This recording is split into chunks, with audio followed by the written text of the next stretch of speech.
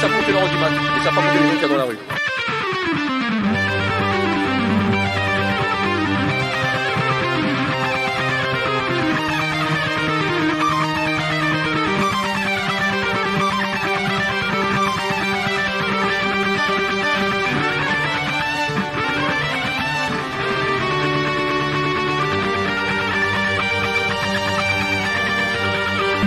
Je suis un peu défoncé là.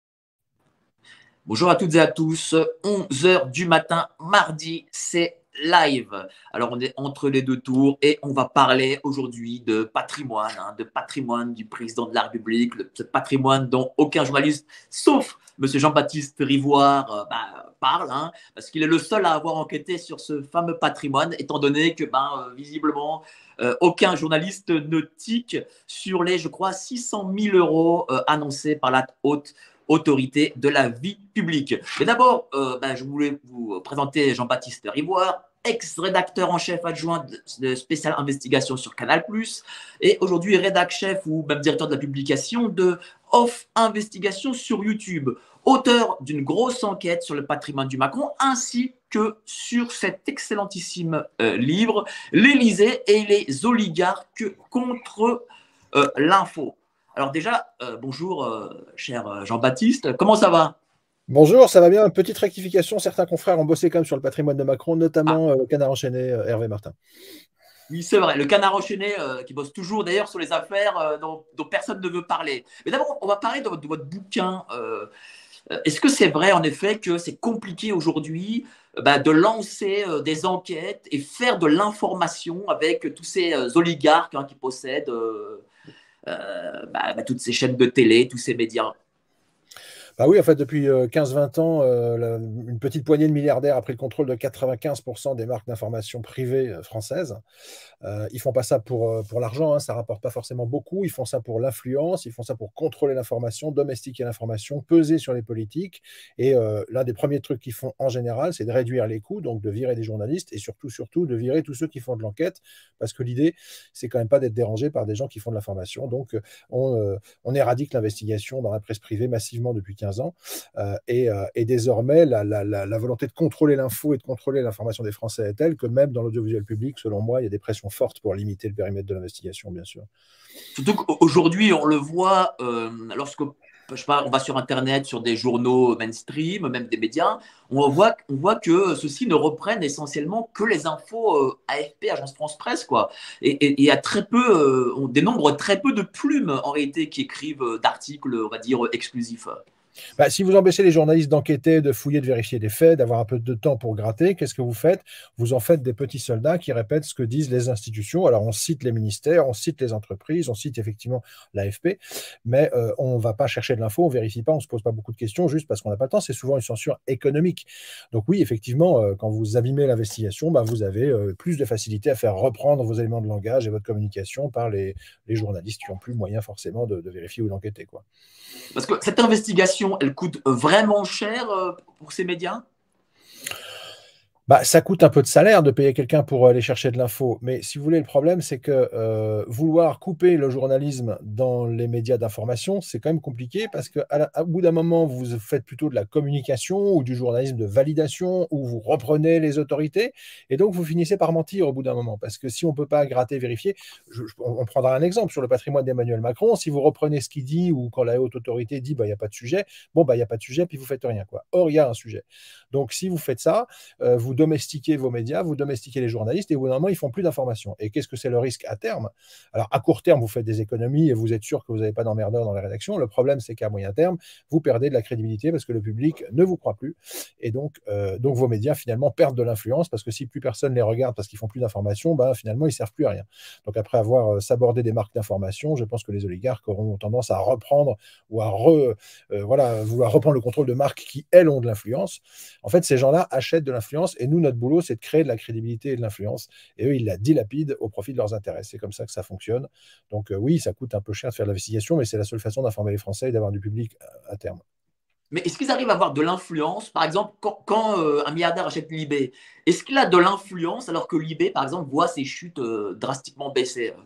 Bah, le problème, si vous voulez, vous remarquerez que c'est assez rare que ces gens créent des marques de toutes pièces. Parce que de toute façon, si Bernard Arnault ou Vincent Bolloré ou Arnaud Lagardère demain créent une marque d'information, elle ne risque pas de fédérer des millions de Français et d'avoir une énorme influence parce que finalement, ce n'est pas vraiment de l'info. Donc, qu'est-ce qu'ils font? Ils achètent des marques qui ont été crédibilisées pendant des dizaines d'années par des journalistes qui, sincèrement, ont fait le boulot. Peu importe les marques, Paris Match, le JDD, le Parisien, les Échos, même Canal, je veux dire. C'est des médias dans lesquels des gens se sont battus pour faire de la bonne info. Quand ça a acquis une bonne crédibilité, qu'il y a des bonnes ventes, etc., les types débarquent, ils achètent la marque, et puis après, ils l'instrumentalisent pour leurs intérêts. Donc, ils l'abîment et ils abîment leur crédibilité. Donc, oui, ces marques ont de la crédibilité jusqu'à ce qu'elles soient abîmées par les puissants milliardaires qui les abîment. Dans le cas de Libération, par exemple, il y avait eu des gens qui s'étaient battus dans ce journal pour en faire un journal respectable pendant des dizaines d'années. Quand Drahi rachète Libération en 2014, il rachète une marque. Alors après, évidemment, comme ils virent des journalistes et qu'ils ne développent pas beaucoup l'information, finalement, les ventes baissent, continuent à baisser après Drahi et deviennent totalement ridicules à un moment donné, au point qu'ils ont été obligés de nommer un nouveau patron pour essayer de faire un peu d'information, pour retrouver un peu de crédibilité, parce que à force de torpiller l'investigation et au fond l'information, bah, vous perdez des lecteurs, quoi, évidemment. Mais est-ce que c'est un système qui est typiquement français ou ailleurs aussi, je ne sais pas moi, en Allemagne, en Angleterre ou en Amérique ou en Espagne, le système est globalement le même? Alors qu'il y ait des grandes industriels, des grands milliardaires qui prennent le contrôle de journaux, ça existe partout, bien sûr. Souvent, ailleurs, c'est des gens dont le métier est l'information. Je pense à Bertelsmann en Allemagne. Ce qui est un peu particulier en France, c'est que les 6 ou 7 milliardaires qui ont pris le contrôle de toutes les marques d'infos, il n'y en a pas un dont le boulot, c'est l'information. Hein. Eux, ils font du bâtiment, de la vente d'armes, tout ce que vous voulez, sauf de l'information. Donc, ils prennent ces médias pas parce qu'ils adorent les journaux, hein, juste pour avoir de l'influence. Et ce qui est particulier aussi en France, c'est qu'ils sont quand même très proches de l'actuel président de la République, puisque dans la majorité d'entre eux, ils l'ont soutenu en 2017, ils continuent à le soutenir aujourd'hui. Et donc là, vous avez quand même entre Emmanuel Macron et 6 ou 7 milliardaires une concentration de pouvoir extrême, puisque dans un pays, on est dans un régime présidentiel où le président a énormément de pouvoir, le Parlement est devenu un Parlement croupion, la justice n'a pas les moyens de travailler, et la presse est domestiquée. Donc en gros, vous avez un président ultra puissant et 6 ou 7 milliardaires qui tiennent quand même une énorme majorité des titres d'info. Reste l'audiovisuel public, sauf que l'audiovisuel public en France, il est très dépendant de sa tutelle depuis des années, c'est pas nouveau, hein, et donc il dépend beaucoup du politique et du président. Et donc, ils sont sous pression. Et donc, quand c'était Sarkozy qui est arrivé, il a dit « je vais vous couper la pub ». Là, c'est Macron qui est arrivé, il dit « je vais vous couper la redevance ». Donc, finalement, c'est un audiovisuel public qui n'est pas indépendant, qui est très domestiqué par le pouvoir. Donc, on a là, finalement, 95% des marques d'information privées françaises qui dépendent de milliardaires souvent favorables à Macron, et un audiovisuel public qui n'ose plus bouger une oreille. Enfin, quand Macron est arrivé en 2017, il a gueulé très, très fort contre France Télé en disant que c'était la honte de la République, tellement il était furieux parce qu'il y avait eu des enquêtes qui l'avaient dérangé. Moi, je remarque qu'à partir de cette date, France Télévisions a fait très attention de surtout pas trop vexer Emmanuel Macron. Et la dernière fois qu'ils ont osé faire un espèce de soi-disant bilan du quinquennat, ce qui serait quand même juste un peu leur boulot, ils ont fait un truc où ils ont enlevé Macron du titre. Ça s'appelle 5 ans, c'est passé sur France 5. Et c'était le quinquennat Macron était décrypté par des gens qui avaient beaucoup de recul, qui étaient donc le Premier ministre d'Emmanuel Macron, Édouard Philippe, le ministre de l'Intérieur d'Emmanuel Macron, qui avait tiré sur les Gilets jaunes, Christophe Castaner, la communicante d'Emmanuel Macron, Sibeth Ndiaye, et le communicant de l'Élysée, Jean-Marc Dumontet. Et à part une phrase à Marine Le Pen et une phrase à Jean-Luc Mélenchon, en gros, c'était les macronistes qui nous faisaient un bilan du quinquennat Macron. Autant vous dire que le film de France 5 trouvait que le quinquennat Macron s'était bien passé. Donc là, vraiment, on se fiche de nous. L'information est quasiment entièrement domestiquée en France, quoi. Mais est-ce que ça choque, par exemple, vos confrères que ça se passe ainsi? Parce que j'imagine que quand on est journaliste, on a envie de découvrir des vérités. On n'a pas envie d'être domestiqué. Alors, ceux qui résistent, c'est ceux qui ont envie de faire de l'enquête, qui ont envie de faire du journalisme indépendant, etc. Évidemment, ils ne font pas ce métier pour être domestiqués. Donc, eux, ils ne sont pas contents, ils ruent dans les brancards. Quand on les déprogramme, ils râlent. Nous, on a été déprogrammés, par exemple, en 2015 pour une enquête sur la banque tenue par un ami de Vincent Bolloré. Bon, on n'était pas contents, on a protesté, etc. Donc, il y a quelques journalistes qui protestent. Après, si vous voulez, d'abord, la majorité, je trouve, moi, des confrères protestent pas assez. Je pense que c'est un métier dans lequel on doit combattre et résister parce que sinon on perd notre crédibilité. Et puis vous pouvez toujours protester. Je veux dire, la réalité, c'est que vous perdez votre boulot. Enfin, moi, j'ai râlé contre la censure. En gros, j'ai perdu mon boulot. Mes copains du service public France Télé, s'ils râlent trop contre la mainmise de Macron, ils vont être gentiment remerciés. Et d'ailleurs, c'est ce qui se passe. Il y a plein de bons journalistes qui quittent les grands médias depuis 15 ans. Et qu'est-ce qu'ils font? Comme les milliardaires veulent pas d'eux et que l'audiovisuel public est quand même tenu, et qu'est-ce qu'ils font? Ils se lancent dans des médias indépendants. C'est ça qui va révolutionner le système. Hein. C'est les médias indépendants. que ce soit Les Jours, qui a été créé par des anciens de l'IB qui ont atteint l'équilibre. Plenel est à 250 000 abonnés, donc voilà, il est prospère. Que ce soit le Canard enchaîné vit sans publicité, il vend très bien son journal et il paye très bien ses journalistes. Donc, je veux dire, à un moment donné, oui, l'information coûte un certain prix, sauf qu'elle se vend bien aussi auprès du public. Donc, voilà. Donc, la vérité, c'est que ceux qui ont des modèles économiques aujourd'hui à l'équilibre, sans être obligés d'aller faire la danse du ventre devant les annonceurs, c'est des médias indépendants. Mais est-ce que les gens, parce que souvent les gens disent oui, on n'a pas confiance dans les médias. Malgré tout, ce que je remarque, c'est que lorsque, par exemple sur Twitter, lorsqu'ils ont une info, cette info vient d'un média mainstream. Lorsque cette même info vient d'un média indépendant, les gens n'ont pas l'air d'y croire à 100%. Alors, oui, c'est le problème, si vous voulez, de ces marques d'information dont la crédibilité a été créée pendant 40 ou 50 ans. C'est pas parce qu'Arnaud Lagardère ou Bernard Arnault mettent la main sur Le Parisien, Les Échos ou le Match que demain matin, ça devient une merde. Faut pas exagérer. Je veux dire, c'est des canards qui gardent quand même une certaine tenue, on va dire, et surtout qui ont une image de marque favorable. Donc les gens croient que c'est vrai. C'est marqué, c'est dit dans Le Parisien, c'est dit sur France 2, c'est dit sur... Bon. Donc, ils croient que c'est vrai. Donc, oui, c'est pour ça, d'ailleurs, que les milliardaires achètent ces marques, c'est parce qu'elles sont crédibles. Alors après, eux, ils abîment leur crédibilité en les instrumentalisant. Donc petit à petit, ces marques perdent des lecteurs, perdent de la crédibilité, mais c'est vrai qu'elles en conservent. Après, quand vous dites les gens ne croient pas les médias indépendants, oui et non. C'est-à-dire que les journalistes du système, eux, détestent les médias indépendants parce que ça vient les concurrencer. Ça, c'est sûr. Après, la population, moi, je vois aussi des gens qui sont écœurés par les grands médias et qui ne les croient plus. Donc, si vous voulez... je ne veux pas dire qu'ils ne croient pas les médias indépendants. Moi, je veux dire, le grand public, je veux dire, la grande majorité du grand public a besoin, que ce soit TF1 ou l'AFP, vous voyez, des organes comme cela, pour dire, il existe une information. Prenez l'exemple de McKinsey. McKinsey, tant que TF1 et France 2 n'en ont pas parlé, eh bien, Monsieur Durand et Madame Dupont n'en avaient pas pris connaissance.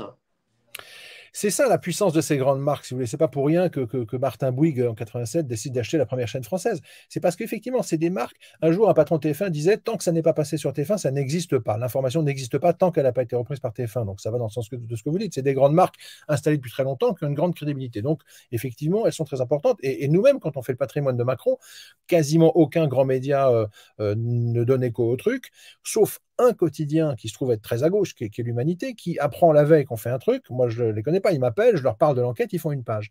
Bon, qu'est-ce qui circule sur les réseaux sociaux? C'est la page d'un journal connu. Parce qu'on se dit, si c'est l'Humanité, c'est un minimum vérifié. Bon. Donc, nous, les médias indépendants, on a un problème de crédibilité aussi, parce qu'on n'a pas de marque encore très connue. Et par ailleurs, on peut aussi avoir des conneries dans les médias indépendants, comme on peut avoir des conneries sur les réseaux sociaux. Donc, ça crée de la méfiance, c'est normal. À nous de créer des marques de médias indépendants solides et sérieuses. Nous, on essaye à Off Investigation de faire un journalisme sérieux, vérifié, contradictoire, solide, pour que tous ceux qui, dans le grand système, vont nous rejeter du côté des complotistes, des malades mentaux ou je ne sais pas quoi, et nous mettre sous le tapis et dans la poubelle, puissent plus le faire dans quelques années. Mais pour l'instant, évidemment, la tentation, c'est de dire, oui, mais c'est un documentaire fait sans respecter les règles du journalisme, exemple type Hold Up, qui serait en partie complotiste, donc tout ça, c'est n'importe quoi. Donc il faut bien rester s'accrocher aux grandes marques, puisque les médias indépendants font n'importe quoi. Bon, ça, c'est pas vrai. Les grandes marques peuvent faire de la propagande, et les médias indépendants peuvent faire du bon boulot. Après, je veux dire, à nous aussi de faire gaffe à ce qu'on fait et d'avoir des faits vérifiés, mais la population française comprendra au fil du temps que dans les médias indépendants, il y a du boulot sérieux, je ne suis pas inquiet, et je pense que ça va être très subversif pour les grands médias, parce que quand on va commencer à faire le job, je prends l'exemple de la série qu'on a fait sur Macron, 8 mois de travail, 8 documentaires, bilan du quinquennat. Nous, on n'est pas débiles. Enfin, nous, on n'a rien contre les grands médias. On le propose à tous les grands médias, ce truc-là, à l'été 2021. Toutes les chaînes refusent systématiquement un bilan du quinquennat Macron. En gros, elles ne le feront pas. Et les seuls qui prétendent l'avoir fait, c'est France Télé, mais ils ont fait un truc qui s'appelle encore une fois 5 ans, qui dure 3 heures et qui est une hagiographie du quinquennat. Donc c'est fou parce qu'on a l'impression qu'en fait, dans les grands médias audiovisuels, on ne peut pas porter un regard critique et distancié sur le président Emmanuel Macron. Donc il y a un moment donné, c'est quand même un énorme vide. Et nous, quand on fait cette série avec 3 francs 6 sous et un financement populaire, finalement, on fait des documentaires qui sont peut-être pas inoubliables, qui sont peut-être pas le prix Albert Londres, mais enfin, on regarde de manière critique son rapport à l'hôpital, son rapport à son patrimoine, son rapport aux Gilets jaunes. Et je suis désolé, c'est hyper important. Et d'ailleurs, les gens qui nous mettent des messages nous disent, mais heureusement que vous faites ça, parce qu'on ne le trouve pas ailleurs, quoi. Mais justement, qu'est-ce que vous ont répondu ces grands médias lorsque vous leur avez proposé ces reportages? Alors, il y a qu'est-ce qu'ils ont répondu, puis il y a la vraie raison, parce que je ne suis pas sûr qu'ils m'ont dit la vérité. Bon, ce qu'ils nous ont dit, M6, c'est désolé, on n'ira pas sur la politique, sauf avec Karine Le Marchand. Bon, alors moi, Ah, même en Karine me Le Marchand fait de la déshabillant, politique dorénavant. bah, elle met les politiques sur des canapés. Donc, apparemment, comme on n'était pas Karine Le Marchand et qu'on ne mettait pas les politiques sur des canapés, mais nous, on les met plutôt sur le grill, c'était pas possible sur M6. Donc voilà. D'accord. TF1 nous a dit on a déjà un projet, certes un peu différent. Alors, je crois qu'ils ont fait quelques mois plus tard un truc sur LCI TF1 où il y avait Audrey Crespo et Darius Rochebin face au président avec quelques images de son quinquennat. Mais alors, c'était pas vraiment très mordant, on va dire, hein. Arte nous a dit non, mais ça n'intéressera pas les Allemands, alors que 6 mois avant, ils avaient fait un doc sur Macron, mais très favorable. Donc là, ils se sont fichus de nous. Bon, D'accord. Canal, j'ai un petit différent personnel à Un l'époque. contentieux, oui. Oui, voilà. Et France Télé nous dit on fait déjà 3,52, on n'en fera pas d'autres. Et ça, c'est intéressant comme réponse, parce que France Télé, il y a quelques années, c'était 3-4 chaînes. Il y avait France 3, France 2, France 5, etc. Donc, en fait, on aurait proposé à France 3, ils auraient dit non, on aurait proposé à France 5, etc. Là, depuis 2019, qu'est-ce qu'a fait Ernotte, qui est en situation de monopole sur le documentaire politique en France, quasiment? Qu'est-ce qu'elle a fait? Elle a créé un guichet unique en disant bah non, mais c'est moi la patronne de toutes les chaînes. Donc, moi, je décide tout et je mets une femme à la tête de ce guichet, qui est Catherine Alvarez, et on va tout décider nous. Et donc, en fait, on ne peut plus proposer aux différentes chaînes de France Télé, on est obligé de proposer au guichet unique. Le guichet unique, il vous dit non. Donc moi, le guichet unique, il me dit, bah non, on a déjà un projet. Mais je leur dis, mais vous avez 3 chaînes. Et en fait, leur projet, c'est pour France 5. Et quand ils me disent non, ça veut dire, en fait, France 3 et France 2 vont rien faire sur le quinquennat Macron. Rien du tout. Puisque sinon, ils m'auraient dit, bah, ça pourrait peut-être être pour France 2 ou pour France 2. Bon. Ils m'ont dit, non, on en fait déjà un projet, ça suffit. Et leur projet, c'est une géographie pour France 5. Donc, voilà. Donc, si vous voulez, on se moque de nous, il n'y a pas de travail critique possible. Alors, il y a des petites exceptions. Par exemple, Tristan Wallex, qui est un excellent confrère à la tête de Complément d'enquête, essaie de faire le job. Et de temps en temps, il accroche la Macronie. Il l'a fait récemment avec un portrait de Michel Marchand, ou en montrant que l'armée française qui aide le régime égyptien, finalement, aide l'armée égyptienne à tirer sur des civils dans le désert. Bon. Donc, des fois, il dérange un peu, Tristan Wallex. Mais là, Macron a monté en puissance dans la pression qu'il va exercer sur l'audiovisuel public. C'est-à-dire, c'est plus juste, c'est la honte de la République. C'est demain, je vous coupe les vivres. Parce que la suppression de la redevance, c'est quand même une façon de couper les vivres. Donc, comment est-ce que Delphine Ernotte va pouvoir travailler demain? Soit elle vire tout le monde, soit elle va mendier auprès du gouvernement tous les ans. Excusez-moi, je peux avoir un petit budget? Non, c'est trop cher. OK, on va faire moins. Moi, je ne suis pas sûr que demain, Delphine Ernotte, quand elle ira voir le gouvernement, elle pourra continuer à laisser Valex ou Lucet faire des enquêtes qui dérangent. S'il faut que d'une main, elle fait la manche pour avoir de l'argent du gouvernement. Et voilà, donc très rapidement, je pense que le gouvernement va lui dire, écoutez, on va vous financer, mais par contre, arrêtez de nous chier dans les bottes. Enfin, franchement, c'est ça qui va se passer. Et donc, ça va être encore plus difficile. Vous, ça fait longtemps que vous êtes journaliste. Est-ce que ça se passait comme ça il y a 15, 20 ans? Non, c'était pas à ce point-là. D'abord parce qu'il n'y avait pas autant de marques d'information privées contrôlées par des milliardaires, que par ailleurs, ces milliardaires n'étaient pas forcément tous en soutien du président. À l'époque de Sarko, par exemple, ça pouvait être assez partagé entre. Je me souviens, par exemple, quand Xavier Niel prend le contrôle du Monde, Xavier Niel est plutôt marqué à gauche, Sarkozy, il n'est pas content. Donc Arnaud Lagardère est plutôt sarkozyste, etc. Mais Vincent Bolloré aussi, mais c'est un peu plus varié. Et puis, par ailleurs, il y avait quand même plus de pluralisme pour une raison simple, c'est qu'en fait, la prise de contrôle de Canal par Bolloré est hyper importante. Pourquoi?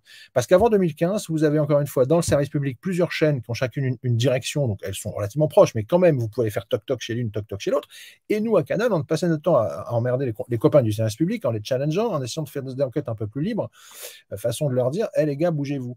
Et d'ailleurs, quand Paul Moreira crée en 99 l'émission 90 minutes sur Canal avec De Greff, un an plus tard, les copains de France Télévisions et Hervé Brusini créent Pièce à conviction parce qu'ils sont vexés. Donc, ils créent un truc qui va être une émission d'enquête prestigieuse pendant 15 ans. Ensuite, bref, donc les deux groupes, Canal et France Télé, quelque part se tiraient un peu la bourre. À partir du moment où Vincent Bolloré va éteindre l'investigation sur Canal+ et les Guignols, Ernotte est en position de monopole. Donc déjà, c'est très dangereux parce qu'un monopole, ça permet de verrouiller. Et qu'est-ce qu'elle fait en 2019? Elle prend les 3 chaînes, elle crée un guichet unique pour le documentaire. Et là, en gros, il n'y a plus rien il n'y a plus un cheveu qui dépasse, qui peut déranger le pouvoir exécutif. Donc on est dans une situation extrêmement verrouillée, beaucoup plus que sous Sarko, parce que c'est vrai que Sarkozy tapait beaucoup des pieds sur la table, il s'énervait beaucoup contre les médias de gauche, etc.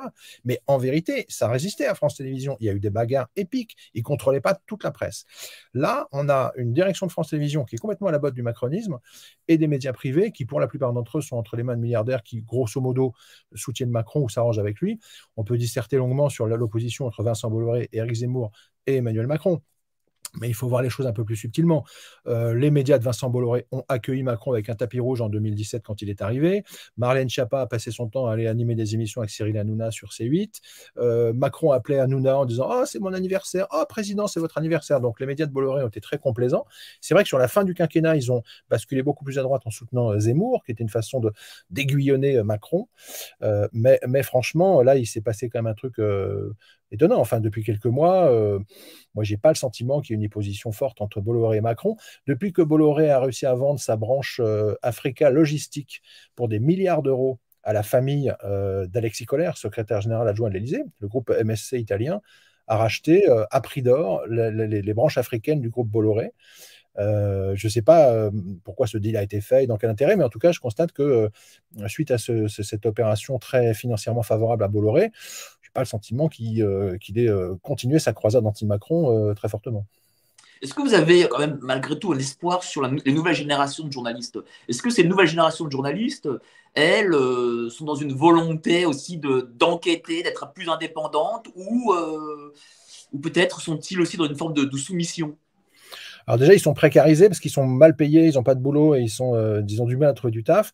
Je les trouve plutôt affûtés sur l'indépendance des médias, sur la nécessité de faire attention à qui sont les propriétaires, etc. Ça, c'est vraiment un message qui est passé. D'ailleurs, je suis assez content d'avoir réussi à faire ce bouquin en janvier, mais surtout aussi que le Sénat se soit emparé de la thématique de la concentration. Parce que même s'ils ont accouché d'une souris au final, et franchement, leur rapport est pas très performant, on va dire, n'empêche qu'il y a toute une grande presse qui ne se réveille que quand le Sénat ou les institutions bougent. Et le fait que le Sénat fasse une commission d'enquête sur la concentration, vous avez eu des papiers partout là-dessus, c'est devenu une préoccupation importante des Français, on en parle dans l'espace public et dans les grands médias. Et moi, je pense que la jeune génération est hyper sensible à ce problème de concentration et du fait que les médias sont tenus par une poignée de gens.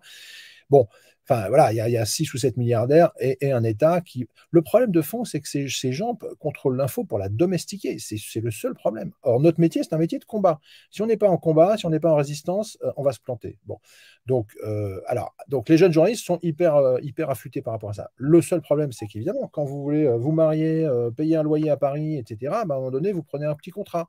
Puis quand vous prenez un petit contrat, après, c'est compliqué de dire là, on me censure, je m'en vais, parce que vous fragilisez votre famille. Donc il y a un problème de survie économique qui fait que c'est difficile.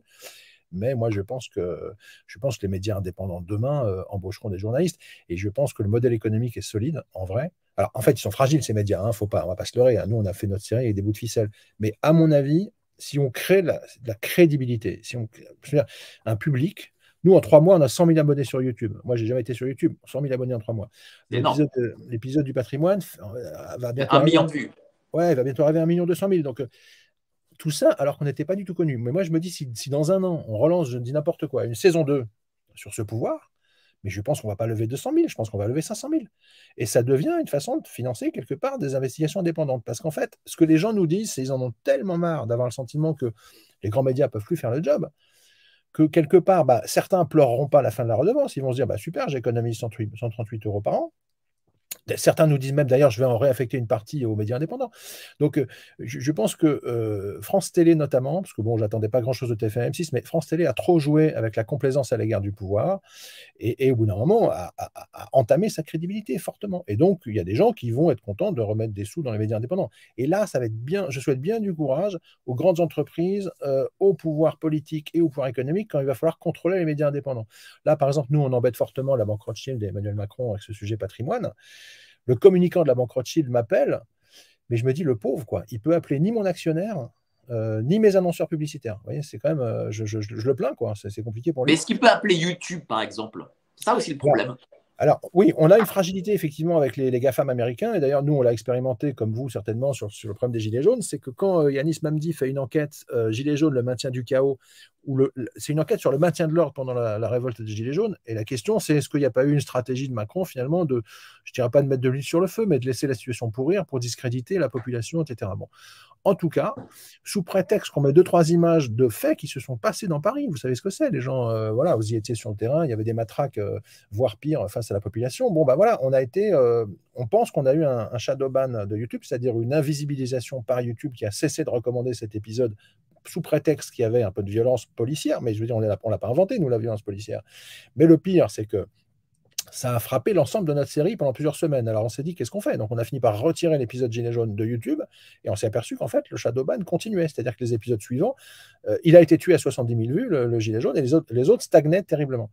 Et finalement, dans l'équipe, on a discuté. On a un ancien du média qui m'a dit, ça nous est arrivé aux médias, il faut s'accrocher, il faut serrer les dents. Et donc, on s'est accroché. On a mis des nouveaux épisodes, notamment Alstom, la France à vendre, qui a bien marché à 100 000 vues. Et là, on a réussi à sortir progressivement de ce shadowban. Mais je veux dire, là, YouTube a fermé fermé de manière arbitraire, je ne sais pas pourquoi, la chaîne de Thinkerview. Enfin, je veux dire, on est quand même entre les mains de ces GAFAM américains qui peuvent demain matin décider que. Il paraît qu'on ne peut pas critiquer l'OMS sur YouTube. Enfin, il y a un moment donné. Non, ça, vous ne pouvez pas. Bon, bah donc là, il y a un gros problème. Voilà, il y a un gros problème parce que l'OMS, c'est une institution qui mériterait de très très fortes enquêtes. Et donc, si vous voulez, voilà, donc on a cette fragilité-là. Alors, certains disent, bah, il faut créer un réseau français où on ne dépendra pas des Américains. Enfin, je ne sais pas ce qu'il faut faire, mais oui, quelque part, enfin, il faut nuancer. C'est-à-dire que les réseaux sociaux permettent de faire péter la censure des grands médias, permettent de faire circuler des choses. À mon avis, on joue un rôle démocratique majeur depuis 15 ans. Moi, je ne leur jette pas la pierre. Et c'est hyper important qu'ils soient là. Et d'ailleurs, quand on voit le discours du système de mépris des réseaux sociaux, moi je me souviens, enfin même pas les réseaux sociaux, il y a quelques années, la direction de Canal avait décidé que Mediapart fallait pas reprendre parce que c'était le web, c'était des conneries. Et donc on avait un chroniqueur célèbre de Canal, Jean-Michel Apathy, qui nous expliquait que Cahuzac avait rien fait. Et de l'autre côté, Mediapart qui s'accrochait à l'idée que Cahuzac avait planqué du fric en Suisse.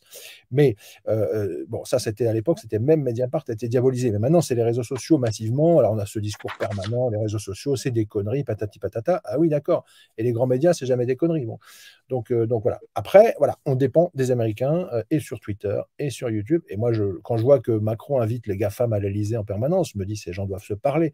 Donc quand on a eu une censure sur Gilets jaunes, on s'est dit là, mais c'est deux images de violence policière. Mais si demain on fait le patrimoine du président, est-ce que YouTube ne va pas décider de manière complètement arbitraire, sans forcément nous prévenir, que parce qu'il y a eu un signalement, bon, bah finalement, enfin, ils ont un pouvoir considérable sur nos contenus. Donc ça, c'est un vrai souci, évidemment. Mais comment, du coup, sur ce patrimoine, avez-vous travaillé? Comment vous avez enquêté? Combien de temps ça a duré?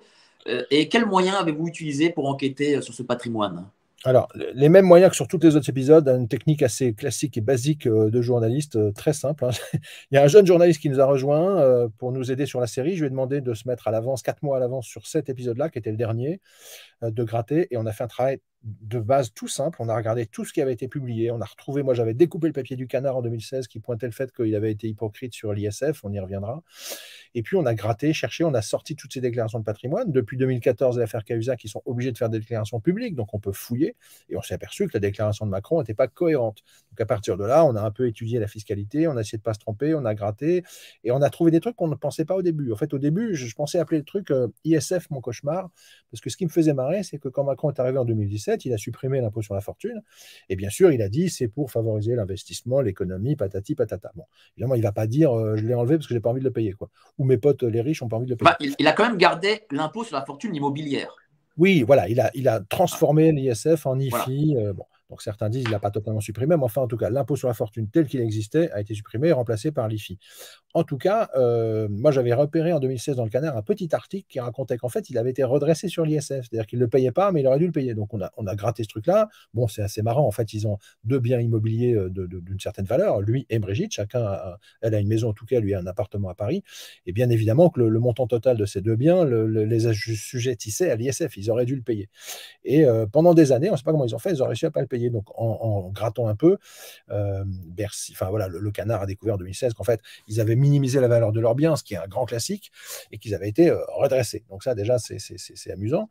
Et puis, on a découvert d'autres trucs. Par exemple, Emmanuel Macron déclare toujours un patrimoine très faible, hein, de 156 000 euros en 2014, 308 000 en 2017, et désormais un petit peu plus, quelque chose comme 500 000. Mais enfin, on est quand même très faible par rapport à quelqu'un qui a été banquier d'affaires chez Rothschild pendant 4 ans et qui a gagné, de son propre aveu, quelque chose comme plus de 3 millions d'euros. Alors, pourquoi il a un patrimoine aussi faible? Alors, par exemple, une des techniques que manifestement il utilise, c'est que lui, il passe son temps à s'endetter. Pourquoi? Parce que vous pouvez dire, ah mais non, mais en fait, j'ai pas beaucoup d'argent parce que j'ai des dettes. Hein, le patrimoine, c'est actif, passif. Alors, par exemple, il emprunte en 2011 350 000 euros au Crédit Mutuel. Banque que par ailleurs, il avait aidé à faire un deal important quand il était chez Rothschild. Bon. Bref, la banque lui prête 350 000 euros. Il dit, mais non, mais en fait, c'est de l'argent pour faire des travaux dans la maison de Brigitte. Donc, il déclare, je dois 350 000, donc il diminue son patrimoine de 350 000, ce qui est normal, il a une dette, mais il oublie de dire, par contre, Brigitte me doit cet argent.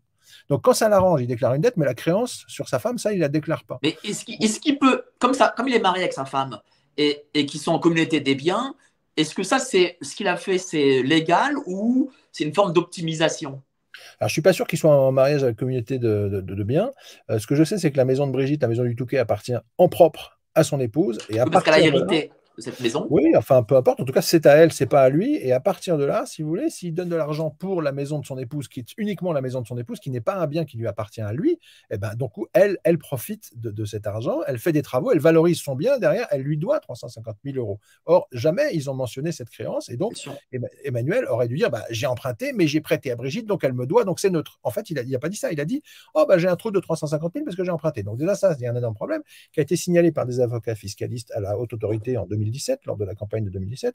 Et c'est là que c'est un peu surprenant, c'est que la HATVP répond, on a regardé, il n'y a pas de sujet. Or, franchement, enfin, c'est un problème comptable majeur et simple.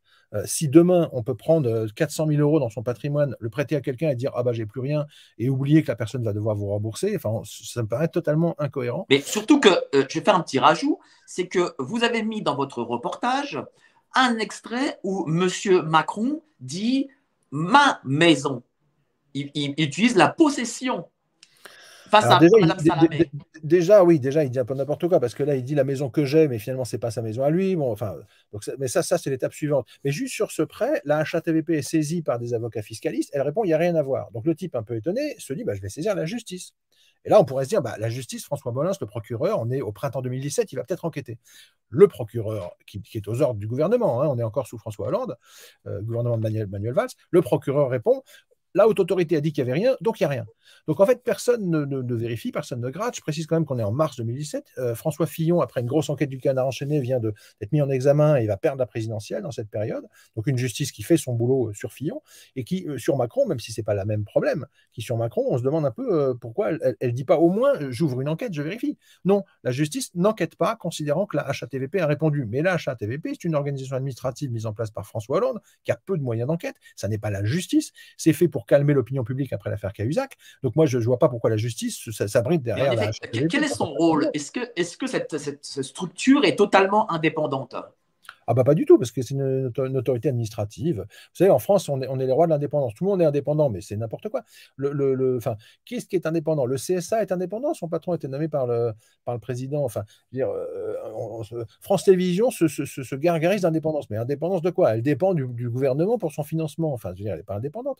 Donc non, la HATVP, pour moi, n'a aucune forme d'indépendance. Et surtout, c'est pas possible que la justice se réfugie derrière ce truc-là pour nous dire, bah non, moi je travaille pas parce que la HATVP, elle a dit qu'il n'y avait pas de souci. Enfin, ou alors, il y a quand même un problème. Au moins, si la justice avait dit, bah, écoutez, on vérifie. Enfin, moi, si demain, on peut sortir de son patrimoine 350 000 euros pour prêter à quelqu'un d'autre et que ça a disparu, bah, super, on va tous faire ça. Hein, c'est vraiment pratique. Mais c'est pas le seul truc. C'est qu'il y a une troisième histoire dans le patrimoine de Macron. C'est qu'en fait, il dit de lui-même qu'il gagne 3 millions d'euros chez Rothschild. Et en 2014, quand il devient ministre, il dit, ah, j'ai plus que 156 000. J'ai plus que 156 000. Bon, d'accord. Donc, il aurait dépensé 2 millions 800 000, 850 000, quoi. Il a dû payer des impôts, mais mettons ont disparu à peu près 1 500 000 euros. Donc, comme dit Olivier Berruet dans Les Crises, ça veut dire qu'il a claqué un SMIC par jour. Bon.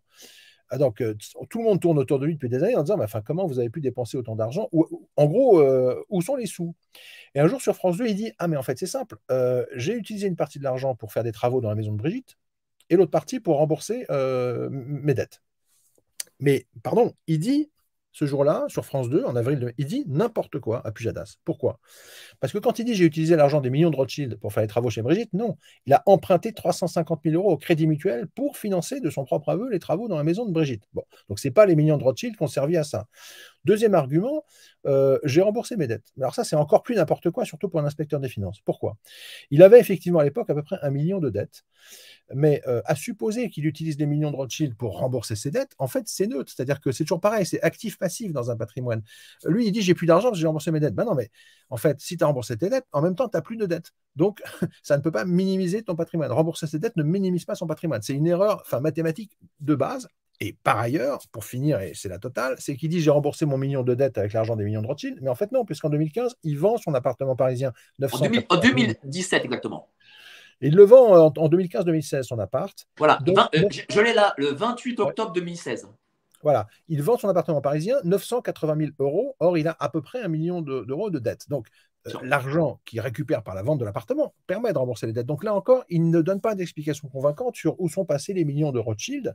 Bon, et jusque-là, nous, on n'a pas percé ce mystère. En revanche, et c'est là que ça devient énorme, c'est que on en finit par se demander, c'est-à-dire qu'il ment sur l'ISF, il triche sur le prêt à sa femme, et sur où sont passés les millions de Rothschild, il raconte des trucs incohérents. Donc ça commence à faire beaucoup d'incohérences, et donc on se demande un peu si en plus, est-ce que c'est vrai qu'il a gagné 3 millions chez Rothschild, parce que même ça peut paraître beaucoup pour vous et moi, mais en fait pour un banquier d'affaires, c'est pas si énorme. D'autant que dans les bouquins de Mark Andeveld, on découvre que Macron a joué un rôle clé dans un énorme deal en 2012, juste avant l'élection de François Hollande, le rachat par Nestlé de la branche nutrition infantile de Pfizer. Deal à 9 milliards d'euros. Et d'ailleurs, vous parlez de deux autres deals aussi dans votre reportage. Celui de Cofidis par le Crédit Mutuel, qui est à 1,9 milliard d'euros, et celui de Origine par Siemens, qui est à 850 millions d'euros. Ça fait en gros 3 gros deals quand même. Alors, je ne sais pas s'il est le seul responsable de ces 2 autres deals, mais en tout cas, oui, dans la banque d'affaires, c'est des deals. Quand même, un peu. Les parties prenantes, c'est des deals d'un montant considérable. Après, tous les 20 associés gérants de chez Rothschild touchent de l'argent sur les deals faits par leurs copains. Ce n'est pas que celui qui a fait le deal, donc tout le monde se partage les sous. Donc, il faudrait vérifier. Mais si vous voulez, oui, il va participer à des importants deals. Et clairement, dans la banque d'affaires, ce n'est pas des deals à 100 000 balles. Hein. Je veux dire, on est sur des deals à 200, 300 millions, 1 milliard, 10 milliards. Bon. Et surtout sur le dernier, alors là, pour le coup, on est certain qu'il a joué un rôle très important parce que en fait, la branche nutrition infantile de Pfizer intéressait Danone en particulier, qui était maqué avec la banque Lazare, très, très rencardée aux États-Unis, et Danone devait en principe remporter l'affaire. Et Macron, parce qu'il connaissait le patron de Nestlé, Peter Brabeck, qu'il avait rencontré à la commission Attali en 2007, et parce que aussi il est habile, a réussi au dernier moment à avoir l'info qu'en fait Pfizer voulait 500 millions de plus, que Danone ne voulait pas les mettre. Je ne sais pas comment il avait toutes ces infos. Il s'est précipité en Suisse au bord du lac Léman pour aller voir Nestlé en disant en fait, si vous rajoutez 500 millions, vous obtenez la branche Pfizer. C'est ce que Brabeck a fait. Et donc Macron, a amené un énorme client chez Rothschild. Nestlé est un client mondial qui n'était pas un client Rothschild. Il a apporté cet énorme client. Et 2, c'est un client Lazare à la base, c'est ça? Alors, non, c'était un client qui ne recourait pas beaucoup aux banques d'affaires parce qu'ils ont des très bons experts en interne. C'est les Suisses, il ne faut pas les prendre pour des jambons, donc ils n'ont pas tellement besoin des banques d'affaires. Le Lazare était maqué avec Danone et Danone, en principe, était en position de l'emporter. Bon, il arrive à convaincre Nestlé de bosser avec Rothschild, avec lui, de mettre 500 millions de plus sur la table et Nestlé a réussi finalement donc, à remporter Pfizer. Macron a un rôle absolument déterminant dans cette affaire. Le deal fait 9 milliards d'euros, tout ça est public. Les estimations, parce que Rothschild ne veut pas communiquer, mais enfin, en gros, on sait que les banques d'affaires prennent entre 0,5 et 1,5% de ce genre de deal, ce qui veut dire 45 millions à 135 millions d'euros pour la banque, ce qui est normal, ce n'est pas Macron qui est payé d'abord, c'est la banque. Mais la question, c'est que sur ces 45 à 135 millions d'euros, Macron, lui, cette année-là, pour 2012, il va déclarer qu'il a touché quelques centaines de milliers d'euros de bénéfices industriels et commerciaux. Quelques centaines de milliers d'euros seulement sur un deal qui aurait rapporté à Rothschild entre 45 et 135 millions d'euros. Donc là, il y a une invraisemblance. L'ensemble des milieux d'affaires qu'on a interrogés nous disent ça ne tient pas la route. Est-ce que à la base c'est 750 000? Est-ce que c'est 750 000 compris dans les 2 900 000 ou c'est à part? Non, c'est inclus, c'est-à-dire qu'en fait, sur l'ensemble de son passage chez Rothschild en septembre 2008 et il part en mai 2012, quand il va à l'Élysée, sur 3 ans et demi, il va déclarer à peu près 3 millions d'euros de gains, inclus ces 720 000 euros de BIC de l'année 2012, hein, c'est tout inclus. Donc, déjà, c'est pas beaucoup, voilà, mais surtout sur le deal Pfizer-Nestlé, c'est quelques centaines de milliers d'euros, d'autant que c'est pas forcément uniquement ce deal-là qui a donné cet argent en 2012. Donc, je ne sais pas, imaginons que ce soit 500 000 pour le deal Pfizer-Nestlé, c'est très faible à l'échelle du deal. Et donc, ce mystère est quand même... tous les experts qui regardent ce dossier depuis longtemps trouvent que c'est extrêmement étrange. Et là, en fait, à force d'appeler des banquiers d'affaires et des gens proches de la banque, quelqu'un finit par nous expliquer qu'en fait, l'histoire, c'est que chez Rothschild, l'ensemble des revenus ne sont pas forcément versés en France. Donc, oui, une partie sont versés en France, officiellement, fiscalisés en France, etc. Mais il est tout à fait possible que des bonus, des fees, des honoraires complémentaires soient versés dans un autre pays. Alors, pour plein de raisons. D'abord parce que la banque Rothschild a un double siège franco-britannique. Ensuite, parce que le deal n'a pas forcément été signé en France. Quand vous avez des deals mondiaux, Nestlé est suisse, Pfizer est américain, imaginez que le deal a été signé aux États-Unis. Après tout, c'est plus facile pour la branche américaine de Rothschild de reverser une partie de l'argent aux banquiers d'affaires. Donc, voilà. Donc, on nous dit que ce n'est pas forcément tout versé en France, ce qui expliquerait qu'en fait, Macron ait déclaré une somme faible parce qu'il n'aurait déclaré finalement que ce qu'il a perçu en France et il a oublié de déclarer ce qui a été versé à l'étranger. Alors, ce n'est pas forcément une fraude fiscale parce que des accords entre les banques d'affaires... Je crois que c'est légal, ces accords depuis 2005, c'est ça? Voilà, il y a eu au début des années 2000 des négociations entre les banques d'affaires, notamment Lazare et Bercy, pour dire écoutez, ça serait bien qu'on ne fiscalise pas en France 100% des revenus de nos associés gérants parce qu'ils font des deals internationaux et ça serait bien que ce soit fiscalisé en partie à l'étranger, ce qui n'est pas délirant, hein, ça peut se concevoir. D'après notre source, Rothschild s'est précipité à Bercy pour obtenir le même genre d'accord dans la foulée. Et donc, ça ne serait pas forcément illégal au plan fiscal. En revanche, quand un candidat à la présidentielle en 2017 fait une déclaration à la HATVP, je crois qu'en principe, il doit tout dire à la Oui, HATVP. il doit tout dire. Regardez, M. Jadot, par exemple, a inscrit qu'il avait un scooter à je ne sais pas combien de milliers d'euros. À l'époque, rappelez-vous, Taubira parlait de son vélo. Enfin, vous voyez, donc il doit normalement, théoriquement, tout dire. Parce qu'en fait, la haute autorité, ce n'est pas l'avis d'imposition. C'est ça, c'est pas la normalement, même je pense chose. que ça doit être exhaustif. Et d'ailleurs, c'est amusant parce qu'on a repris la déclaration de patrimoine de Macron ou la déclaration d'intérêt, je ne sais plus laquelle. Quand tu signes à la fin, c'est amusant, il y a un paragraphe au-dessus qui est marqué attention, si vous minimisez votre patrimoine ou vous dissimulez une partie de votre patrimoine ou vous ne dites pas tout, c'est 45 000 euros d'amende et 3 ans de prison. Donc, c'est pas rien. Et on peut prononcer une peine de 10 ans d'inéligibilité. Donc, si vous voulez, ça rigole pas en principe avec la HATVP, on doit tout dire. Donc, là-dessus, il y a quand même une question sur est-ce qu'il a tout dit. Après, là où le système Rothschild est très bien fait, c'est que quand c'est versé à l'étranger, c'est versé éventuellement dans un petit trust qui n'est pas au nom du banquier. Donc, c'est pas forcément de l'argent. Il peut dire, mais moi, je n'ai pas touché. C'est provisionné ailleurs, mais je ne suis pas censé vous le dire. Enfin, voilà, c'est assez bien fait pour que ce soit difficile à prouver. Et voilà, ce n'est pas demain matin qu'on va prouver que c'est illégal, c'est complexe. Mais ça expliquerait, si vous voulez, le décalage extrême entre la faible somme qu'il a déclarée et l'ampleur du deal. Mais vous savez, j'ai appris aussi par Madame Héloïse Benamou, qui est comptable et qui a écrit Kleptocratie française, si vous voulez, d'ailleurs, je peux vous mettre en relation avec elle, que Monsieur Macron n'était pas inscrit en France comme associé gérant de la banque Rothschild. Véridique, hein? Je n'ai pas cette info, je pense qu'il l'était en tout cas à l'époque où il était associé gérant. Il a été associé gérant de fin 2010 à mai 2012. Je n'ai pas plus d'infos que ça. Ce que je sais, c'est que quand on diffuse notre documentaire, donc le 29 mars, on a, alors, pas de démenti d'Emmanuel Macron, alors quand même qu'on est en train de dire qu'un candidat à la présidentielle aurait planqué de l'argent à l'étranger dans les îles anglo-normandes où c'est défiscalisé, c'est quand même pas rien, quoi. Bon, le type ne dément pas, ne réagit pas. Bon, soit, ok. On a Bercy qui, dans un premier temps, nous avait dit bah, écoutez, ce genre d'accord, c'est secret fiscal. Et puis, après la diffusion, ça a dû valser un peu au ministère des Finances. Ça devient. Les éléments de langage sont très précis. Alors, ils disent il n'y a pas de rescrit, c'est-à-dire d'accord fiscal entre Bercy et Rothschild pour défiscaliser des revenus hors de France. Alors, ça, c'est sûr que Bercy n'a évidemment jamais dit salut les gars, c'est cool, envoyez votre thune dans des paradis fiscaux. Évidemment que ce n'est pas ça qui s'est passé. Donc, Bercy joue sur les mots pour démentir sans démentir, selon moi.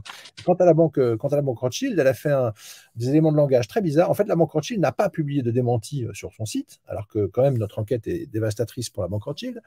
Et elle a envoyé son communicant, Olivier Labesse, faire la tournée d'un certain nombre de médias pour donner des éléments de langage par téléphone, de manière orale. Moi, j'essaie de vérifier si vraiment il y a eu une déclaration officielle de la banque Rothschild, mais ça n'a pas l'air du tout évident, disant les banquiers en France sont rémunérés en France. Mais nous, on ne parle pas de banquiers en France, c'est eux qui inventent cette expression. Nous, on dit, est-ce qu'Emmanuel Macron, oui, parce que lui est associé gérant, c'est un autre statut. Il était à l'époque associé gérant, donc c'est pas strictement banquier. Bon, ensuite, Labesse nous a dit non, mais c'est pareil, c'est valable aussi pour les associés gérants, mais il nous parle des associés gérants ou des banquiers en France. Mais dans une banque qui a un double siège et qui fait la plupart de ses deals à l'étranger pour éviter que ça soit trop taxé par le fisc français, parce que si vous faites le deal Pfizer-Nestlé à Paris, je vous garantis que vous allez payer beaucoup d'impôts. Donc, qu'est-ce qu'ils font? Ils le font ailleurs. Bon. Donc, si ça a été signé dans un autre pays, peut-être on n'est pas dans le contexte, dans ce que Rothschild appelle les banquiers en France. Bref, il joue sur les mots et surtout, on a été contacté par une deuxième source après diffusion qui nous a dit écoutez, voilà, je ne sais pas ce que ça vaut, mais je connais très bien un couple depuis des années dont lui est associé gérant chez Rothschild. J'ai vérifié le nom de ce monsieur, j'ai vérifié son statut, j'ai vérifié la date où il était devenu associé gérant chez Rothschild. Et cette source nous dit bah voilà, ce couple d'amis, en fait, nous ont dit il y a plusieurs années, en 2016, nous, on n'a pas besoin de s'exiler fiscalement en Belgique pour une raison simple, c'est qu'en fait, chez Rothschild, les bonus sont versés en Angleterre. Chez Rothschild, les bonus sont versés en Angleterre, sous-entendu pour les 20 associés gérants, ce qui était le cas d'Emmanuel Macron en 2012, et ce qui est le cas de cet associé gérant qui est encore actuellement. Expliquez-nous un peu ce que c'est associé gérant. Associé gérant, en gros, c'est la crème de la banque Rothschild. Il n'y a pas au-dessus d'eux, quoi. Bah, au-dessus d'eux, c'est David de Rothschild. Oui, non, c'est ça. C'est-à-dire que c'est une vingtaine de banquiers talentueux que David de Rothschild accepte de coopter dans le petit cercle des associés gérants, c'est-à-dire les actionnaires de la banque. Ils sont 20. Et en général, ils mettent 15 ans à arriver à ce statut, c'est très long. Macron est monté chez Rothschild de manière stratosphérique pour une raison simple, c'est qu'en fait, David de Rothschild va l'intégrer dans ce petit cercle très fermé fin 2010. Pourquoi? Qu'est-ce qui se passe dans 2010? C'est intéressant. Macron devient le conseiller économique de François Hollande. Il va conseiller son programme, il va rédiger en fait le programme économique de François Hollande. Donc autant vous dire que chez Rothschild, En gros, sur les 20 associés gérants, je pense que, sans me tromper, qui doivent en avoir les 3 quarts, ils sont plutôt à droite et plutôt ultra-libéraux. Et là, ils ont un type qui est dans l'écurie de François Hollande. Donc, c'est un miracle. Et pour Rothschild, c'est très intéressant parce qu'en gros, ils ont un type au cœur du PS. Et ils ont un type qui va être au cœur de l'État si par hasard demain, François Hollande est élu.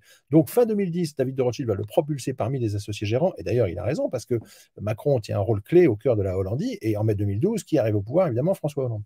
Donc, Rothschild va avoir au cœur de l'État un type qui a été bichonné par la banque et d'ailleurs qui a fait fortune chez Rothschild, parce que Rothschild a fait la fortune de Macron. C'est quand même ça l'histoire. Il gagne 10 fois plus chez Rothschild qu'il a toujours gagné au cœur de l'État. Mais c'est drôle parce que, regardez, il est conseiller économique de Hollande sur le programme.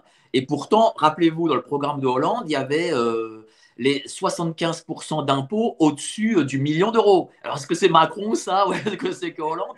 Je ne pense pas que c'est Macron, ça. Mais non, mais ce que ça raconte tout simplement, c'est que dans le programme économique de François Hollande, il n'y a pas que Emmanuel Macron qui le rédige. Il y a aussi peut-être des gens un peu proches du Parti socialiste et que donc il y a des bagarres et qu'il y en a qui trouvent qu'il faut taxer les hauts revenus.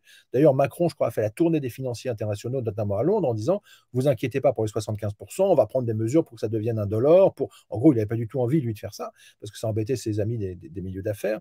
Mais voilà, le compromis hollandais de l'époque va faire qu'il va annoncer cette mesure. Bon, cela dit, il va même dire mon ennemi, la finance, et puis en fait, il ne va pas faire grand-chose contre la finance, hein, Hollande, parce que vraiment, c'est un peu une posture. Donc voilà, donc pour Rothschild, c'était une bonne opération d'avoir Macron au cœur du système. Et d'ailleurs, par exemple, quelques temps plus tard, quand Macron arrive à l'Élysée, fin 2012, une des choses qu'il va faire, il va demander à une agence gouvernementale une note sur l'hypothèse d'une vente du groupe Alstom. À qui pourrait-on vendre Alstom, etc. Qui conseille le groupe Bouygues qui veut vendre Alstom? C'est la banque Rothschild. Et la banque Rothschild va envoyer des notes à Emmanuel Macron au cœur de l'État pour l'informer, lui donner des éléments sur la vente d'Alstom. Donc finalement, il a été très important chez Rothschild, il passe au cœur de l'État, il continue à être influencé par la banque Rothschild au cœur de l'État, et la question c'est, est-ce que quand il pousse à la vente d'Alstom aux Américains, est-ce qu'il défend les intérêts de la France ou est-ce qu'il défend les intérêts de la banque pour laquelle il a travaillé? Globalement, toutes ces ventes, que ce soit chez Rothschild ou en tant que ministre de l'économie et des finances, l'ont été en faveur des entreprises étrangères. Alors, il y a eu une dilapidation du patrimoine industriel importante, effectivement, pendant toutes ces années, parce qu'il n'y a pas eu, comme le rappelle Montebourg dans notre enquête sur l'affaire Alstom, il n'y a pas eu qu'Alstom. Il y a eu, j'ai pas bossé sur les autres histoires, mais enfin, apparemment, il y a eu Technip, il y a eu Lafarge, il y a eu Alcatel, enfin, il y en a eu beaucoup. Et ce que racontait Montebourg qui était intéressant, c'est qu'en fait, moi, je ne mesurais pas le rôle de ces banques d'affaires, mais en fait, ces banques prennent des sommes astronomiques sur les fusions-acquisitions, entre autres. Donc, qu'est-ce qu'elles font? Leur intérêt, c'est de passer leur temps à aller voir des entreprises en demandant un mandat de vente, en disant, mais vous savez, vous devriez vendre votre branche machin, pas forcément parce que c'est dans l'intérêt des Français, mais parce que la banque va toucher énormément d'argent sur ce type de vente. Bon. Alors après, c'est pas que la faute de Rothschild, parce que dans l'affaire Alstom, par exemple, Bouygues, qui détient une part importante d'Alstom, décide de s'en débarrasser. Donc Bouygues va tout faire pour vendre Alstom. Donc Bouygues a aussi une part de responsabilité. Et comme François Hollande venait de se réconcilier avec Martin Bouygues et TF1, il ne voulait surtout pas vexer Bouygues, qui est quand même très puissant. On retombe sur notre problème de puissance des oligarques. C'est-à-dire que quand Bouygues, il faut savoir quand même que TF1, sous l'influence de Lola et Moujotte, a défendu Sarkozy pendant 10 ans. Bon. Hollande, quand il arrive en 2011, il est un peu embêté parce qu'il se dit si TF1 continue à taper sur la gauche, je risque de ne pas passer. Donc qu'est-ce qu'il fait? Martin Bouygues est lui-même un peu déçu par Nicolas Sarkozy et par son quinquennat. Donc Martin Bouygues va recevoir François Hollande et ils vont faire la paix des braves. C'est-à-dire que Martin Bouygues va lui dire je vous promets une campagne neutre, TF1 sera neutre. Et François Hollande dit écoutez, je vous remercie beaucoup. Et effectivement, TF1 reçoit des consignes de ne pas taper sur François Hollande. Et derrière, François Hollande est tellement content de s'être réconcilié avec TF1 que quand Bouygues lui dit tu comprends, je vais me débarrasser d'Alstom, François Hollande ne se met pas en travers de ce projet. Donc il y a plein de choses qui rentrent en jeu, si vous voulez, il n'y a pas que la banque Rothschild. Mais dans ces histoires, la question de fond, effectivement, c'est est-ce que tous ces gens qui poussent à vendre l'industrie française aux intérêts étrangers, est-ce qu'ils défendent l'intérêt de la France? C'est une vraie question. Mais bien sûr, c'est une question très importante, mais on sent aussi que Macron, c'est un type qui très tôt a été pris en main. Je vais prendre l'exemple du prêt personnel de 550 000 € en 2007 pour s'acheter son appartement à Paris dans le 15e arrondissement. Quand même, c'est un prêt de Henri Herman, dont la fortune est estimée à 220 millions d'euros, qui est un ancien magnat de la presse et de la grande distribution, parce qu'il possédait, grosso modo, les murs de nombre de magasins de la grande distribution. Monsieur Henri Herman, qui est mort il y a, je crois, en 2016-2017. Juste avant l'arrivée de Macron, oui. Voilà. Et quand même, Macron est inspecteur des finances à Bercy. Il gagne à peu près, je crois, 40 ou 50 000 € net par an. Il reçoit un prêt de 550 000 € d'un homme d'affaires. C'est quand même bizarre qu'un fonctionnaire, un haut fonctionnaire de Bercy reçoive un prêt d'un homme d'affaires. Enfin, je sais pas, il y a une forme de collusion entre les deux, non? Surtout, ce qui apparaît, c'est que si vous voulez quelqu'un qui gagne 40 000 euros par an, s'il va demain voir une banque, hein, vous et moi, on gagne On lui 40 dit 000 euros non. par an, on va demain voir une banque, on demande 600 000, déjà, ça sera non direct. Hein. Donc, en fait, il n'aurait jamais pu avoir un prêt d'une banque parce qu'il n'était pas en capacité de le rembourser, sauf à faire le pari qu'il allait devenir millionnaire. Mais enfin, qui pouvait le savoir à l'époque? Donc Henri Herman, lui, va risquer cet argent de manière majeure sur Emmanuel Macron. Bon, il en a le droit. Mais si vous voulez, voilà, peut-être qu'il a fait un pari, Henri Herman, de se dire que Macron allait devenir un type très important dans la politique française ou dans le monde des affaires et qu'il pourrait le rembourser, ou que s'il ne pourrait pas le rembourser, ben, ça ne serait pas grave. Ça, j'en sais rien. Mais effectivement, pourquoi, quand on est inspecteur des finances et qu'on entend jouer un rôle au cœur de l'État, parce qu'en 2007, il est quand même déjà dans la commission Attali, hein, Macron, il est déjà très important dans le système, pourquoi aller chercher de l'argent chez un privé plutôt que de l'emprunter à une banque? Oui, c'est effectivement une question qui se pose. Mais est-ce qu'on sait comment il est rentré dans cette commission Attali? Comment il a rencontré Attali? Comment après il a fait pour être coopté par Monsieur Mank, par exemple? Alors, la commission Attali, donc, il va y rentrer comme simple rapporteur adjoint, je crois, dans la première commission Attali de 2007. Il y en aura une deuxième en 2008. Écoutez, il est inspecteur des finances, de sensibilité, on va dire, je sais pas, on va dire, je sais pas très bien, centriste. Enfin, il n'est pas spécialement marqué politiquement. Il réseaute dans les milieux des inspecteurs des finances. Il arrive à se faire nommer par Nicolas Sarkozy dans cette commission Attali. Je ne sais pas très bien comment. Ce que je sais, c'est qu'une fois sur place, il était au cœur des barons du capitalisme mondial, hein, français ou étranger, et qu'il a fait un énorme travail de séduction pour les connaître, faire circuler son CV, comme le raconte Mark Endeveld, par exemple. Une des premières actions qu'il a faites, c'est de se dire, bah, après tout, pourquoi on ne supprimerait pas l'impôt sur la fortune? Il était entouré de gens qui payent beaucoup d'impôts, que ça exaspérait. Il s'est dit, bon, bah, ça va certainement leur plaire, hein. Donc, il a proposé de supprimer l'impôt sur la fortune. Donc, Macron n'est pas un type de gauche. Macron est un type qui sert les intérêts des puissants. C'était tellement énorme de proposer ça en 2007 que même Sarkozy n'a pas osé. Mais Ouais. Macron, quelques années plus tard, l'a fait. Donc, Macron, c'est plutôt quelqu'un qui cherche à se faire bien voir des gens qui ont du pouvoir pour monter dans le système, hein, financièrement ou politiquement. Et donc, il a toujours fait ça. Et le problème de Macron, moi, j'ai rien contre les gens qui veulent faire des affaires, être banquier d'affaires ou patron du CAC 40. C'est pas un crime, il n'y a pas de problème. C'est juste que si vous briguez les suffrages des électeurs, c'est que vous devenez leur représentant. Vous n'êtes plus le représentant de Rothschild ou du CAC 40 ou de Bouygues, hein. Mais c'était pareil pour Sarko, hein. Sarko était l'avocat, au sens propre, d'un certain nombre de grands industriels. Et on a un peu l'impression qu'au cœur de l'État, il est resté l'avocat de ces gens-là. Mais sauf que moi, quand je vote pour un mec qui devient président, je ne vote pas pour un type qui représente une entreprise. Je ne vote pas pour un lobbyiste comme était Édouard Philippe pour Areva. Je bosse pour quelqu'un qui arrête ses intérêts privés et décide de défendre ce pays et cette population. Bon. Donc voilà, c'est tout ce qu'on demande à Macron, c'est de défendre cette population. Et quand en fait, il fait une politique fiscale perçue comme très favorable aux riches, hein, je ne vais pas me prononcer là-dessus, mais enfin, suppression de l'ISF et alourdissement des taxes sur le carburant. Et flat tax aussi, rappelez-vous. Voilà. Flat tax, l'impôt sur les sociétés. Donc la politique fiscale de Macron est favorable aux gens qui sont plutôt puissants dans ce système et elle pèse très lourdement sur les petits. Qu'est-ce qui se passe en 2018? Vous avez la plus grande révolte sociale que la France ait connue depuis mai 68. Dans la rue, que fait Macron? Il pourrait se dire, bon, alors là, un samedi, 2 samedis, 3 samedis, ça commence à chauffer, ok, j'ai dû me tromper, ma politique fiscale est trop injuste, ou il y a des gens qui n'arrivent pas à remplir leur frigo, quand même, ça serait intéressant qu'ils s'y intéressent. Qu'est-ce qu'il fait? Il ne fait pas ça. Le préfet de police, Michel Delpech, qui était à l'époque, nous dit, mais il y a eu des gens qui ont approché le pouvoir à l'époque, au tout début du mouvement des Gilets jaunes, pour dire, mais attendez, il faut peut-être faire un moratoire parce que cette mesure passe très très mal, il faut peut-être réfléchir et être sûr vraiment qu'on va faire ça, parce que là, c'est très très mal vécu par des millions de gens en France. Bon. Que fait Édouard Philippe? Il va droit dans ses bottes sur TF1 pour dire, on a raison, on va continuer.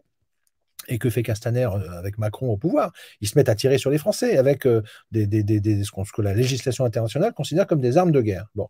Donc, et c'est pas parce que TF1, au bout de 5 semaines, dit triomphalement aux 20h, ce qui est super, c'est qu'il n'y a pas un seul blessé grave alors qu'il y en a déjà 30, qu'il faut être aveugle. Je veux dire, dans cette période, ça chauffe très fort, ça tire, il y a des blessés graves très rapidement, et Macron va s'enferrer pendant 8 mois à tirer sur les gens. Il va tirer sur les gens. Moi, il y a un moment donné, quand on fait ça, alors, non seulement on fait une politique qui est perçue comme injuste par une partie de la population, mais quand on tire sur cette population, à mon avis, au bout d'un moment, on déclenche une colère telle que vous avez des votes extrêmement forts aujourd'hui en France pour soit Mélenchon, qui est une gauche assez radicale, qui est quand même à, je crois, à 22%, soit pour l'extrême droite. Marine Le Pen et Zemmour, on monte à 31%. Donc, on est sur des votes extrêmement forts. Moi, je me demande si dans quelques jours, Macron ne va pas être le président de la 5e qui a monté le Front National à 45 ou 47% des suffrages des Français. C'est quand même énorme, quoi. Aucun ancien président n'a amené Marine Le Pen. Vous ne Marine pensez pas Le qu'il Pen. peut perdre, justement? Alors, il y a un petit suspense sur le second tour de la présidentielle, évidemment. Moi, je ne suis pas Madame Soleil, donc je ne me prononcerai pas là-dessus. En tout cas, je pense quand même que les milieux d'affaires et les milieux qui profitent de ce système, au final, même s'ils ont pu pousser soit Zemmour, soit Marine Le Pen dans certains cas, soit les REP, je pense qu'un certain nombre de milieux d'affaires vont se reporter sur Macron parce qu'au fond, c'est quand même le meilleur protecteur de la stabilité du système et de leur business. Voilà. Je pense que Marine Le Pen peut faire peur, y compris à des gens de droite et des milieux d'affaires. Mais je ne veux pas me prononcer sur qui va gagner, j'en sais rien. Ce que je sais, c'est que de toute façon, elle est à un niveau historiquement extrêmement élevé. Et que, quoi qu'on en dise et quoi qu'en disent les macronistes et tous les autres, je veux dire, c'est quand même le type qui, en un quinquennat de mesures que moi je perçois comme extrêmement violentes pour la population et pour la France d'en bas, je ne sais pas comment on va les appeler, ils ont été quand même fortement maltraités. Je pense aussi aux gens qui travaillent dans les hôpitaux. Enfin, je pense à un certain nombre de fonctionnaires. Bon, voilà, il n'y a pas que voilà. Donc, moi, je pense que la plus grande maltraitance au travail en France aujourd'hui, c'est dans la fonction publique. Mais moi, je vais vous dire, dans les hôpitaux. Même la suppression d'une partie de l'impôt sur la fortune est idéologique dans le sens où c'est la fortune sur les actions, sur l'or et toutes ces choses que possèdent les très riches qui a été exonérée, alors que la fortune immobilière a été laissée, alors que vous pouvez avoir des Français moyens qui ont hérité d'une maison, d'un appartement, qui par le jeu, vous avez des spéculations immobilières, fait que l'immobilier a monté, on ne sait pas pourquoi. Payent l'impôt sur la fortune immobilière alors qu'ils peuvent ne gagner que 2 000, 3 000 ou 4 000 euros par mois, quoi. Et ça ne fait pas eux des vrais riches en réalité. Ça, c'est le problème de l'impôt qui frappe les biens immobiliers. Effectivement, il y a des gens qui ont hérité d'une maison mais qui s'en servent pas beaucoup, qui ont un faible revenu, qui surtout va payer. Donc ça, c'est un problème, un effet pervers effectivement de l'impôt sur l'immobilier. Après, d'une façon générale, sur la fiscalité de Macron, et sans rentrer dans le détail, toutes les études sérieuses, et moi je suis pas fiscaliste, ont montré qu'en fait sa fiscalité favorisait énormément les plus riches et défavorisait les plus pauvres. Donc, vous pouvez mener cette politique. Simplement, quand vous avez une colère populaire majeure, comme ça a été le cas, et il peut en dire tout ce qu'il veut, il peut dire ils ont tapé, ils ont jeté des barrières sur les policiers, enfin tout ce que vous voulez, moi je veux bien. On a vu qu'il y avait de la violence des deux côtés pendant la révolte des Gilets jaunes. N'empêche qu'une révolte de cette ampleur, qui venait des campagnes, de toutes les régions de France, sur tous les ronds-points, et qui débarquait pendant des mois et des mois et des mois pour dire c'est pas possible, et qui n'était pas entendu par le pouvoir exécutif, bon, il y a un moment donné, ça radicalise les gens. Donc là, Macron, il prend Marine Le Pen à 22% des voix, je veux dire, à la fin de son quinquennat, elle va arriver à 45. C'est quand même énorme, quoi, en termes de. Enfin, c'est pour moi. Enfin, quand on fait ça, quand on énerve des millions de gens en France, voilà le résultat. Donc après, il peut dire super, il va peut-être passer à 52, hein.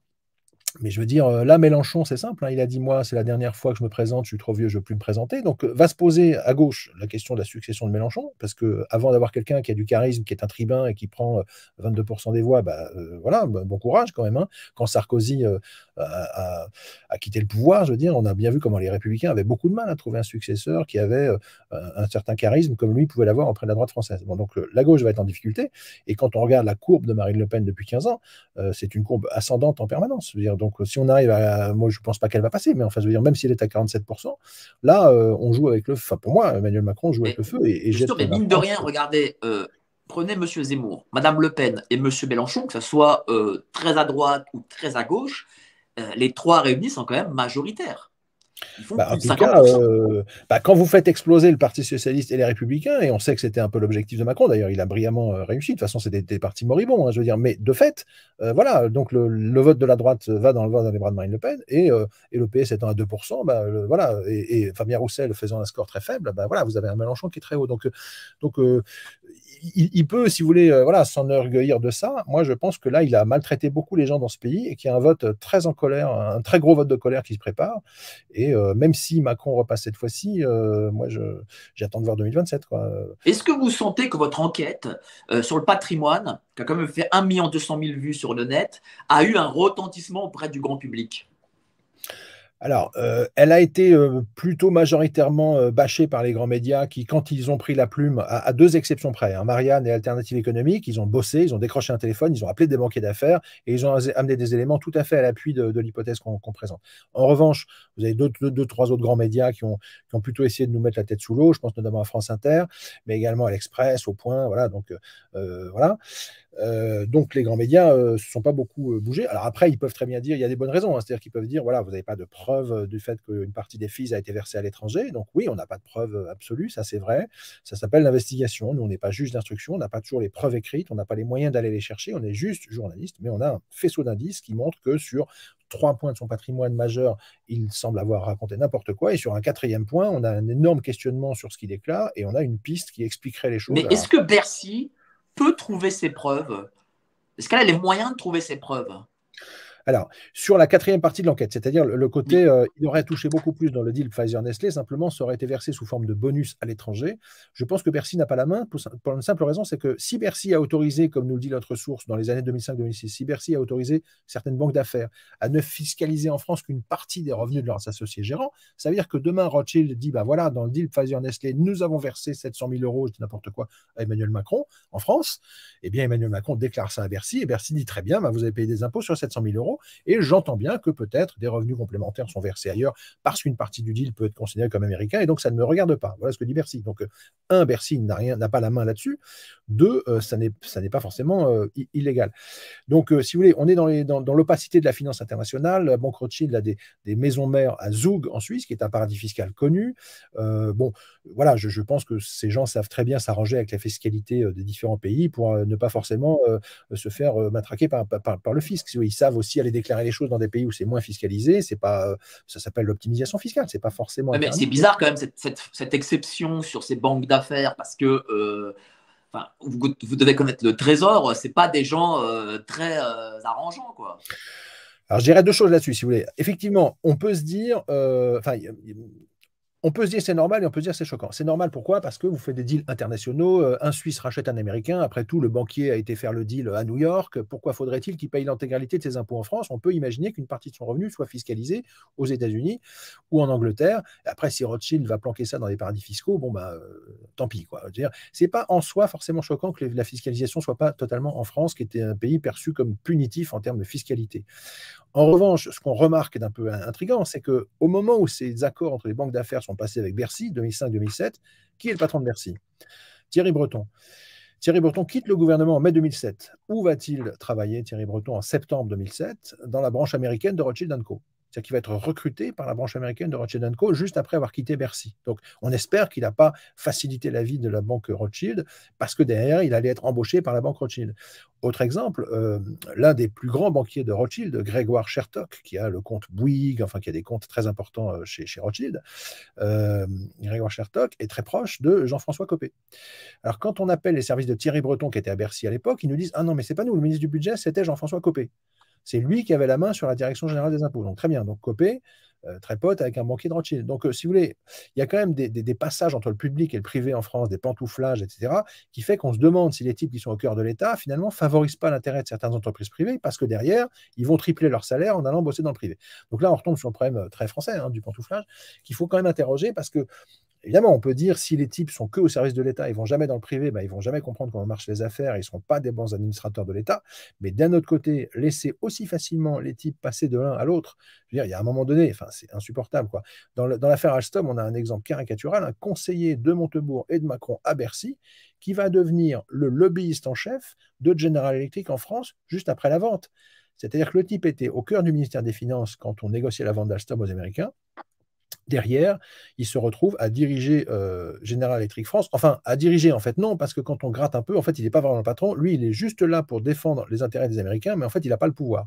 Mais ce type a pris de l'argent pour aller bosser chez General Electric. Enfin, je veux dire, c'est tout le temps, quoi. Il y a des bouquins qui l'ont démontré, Vincent Jauvert, bon, c'est tout le temps. Donc, à un moment donné, voilà, qui défendent ces gens? Si déjà nos élus pouvaient nous défendre, nous, on ferait déjà des progrès, quoi.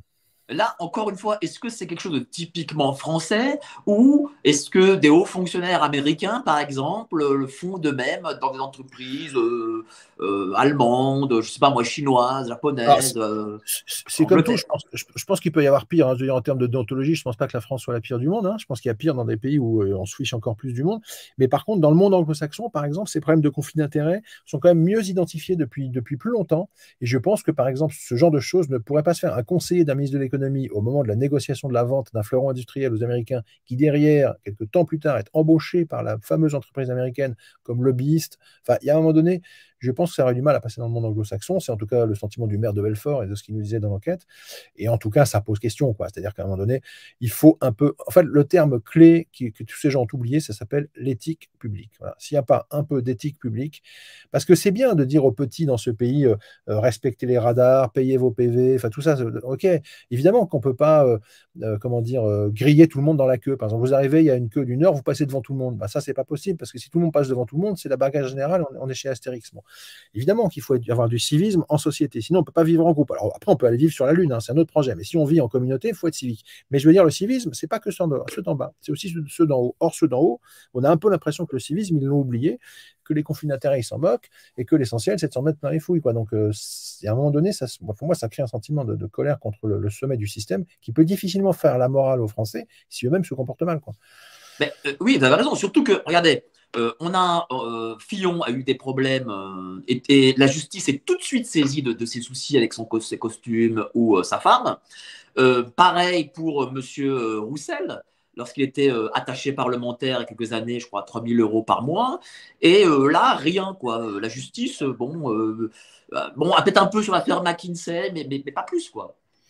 Alors, ça pose le problème de l'efficacité de la justice en France. Elle a au moins deux problèmes. Le premier, c'est que vous avez un parquet qui est aux ordres du gouvernement, puisqu'en France, on parle de justice indépendante. Mais en fait, les institutions internationales ne reconnaissent pas la justice française comme une instance indépendante parce que les magistrats du parquet ont un fil à la patte. Ils répondent aux ordres du gouvernement. Ils sont aux ordres du gouvernement. Donc là, déjà, c'est un peu compliqué. Alors, si la justice enquête sur des choses qui ne concernent pas le gouvernement, on peut imaginer que peut-être ça peut fonctionner. Mais malheureusement, dans le monde moderne, la justice peut également être amenée à enquêter sur des ministres ou des actions du gouvernement ou d'anciens membres du gouvernement.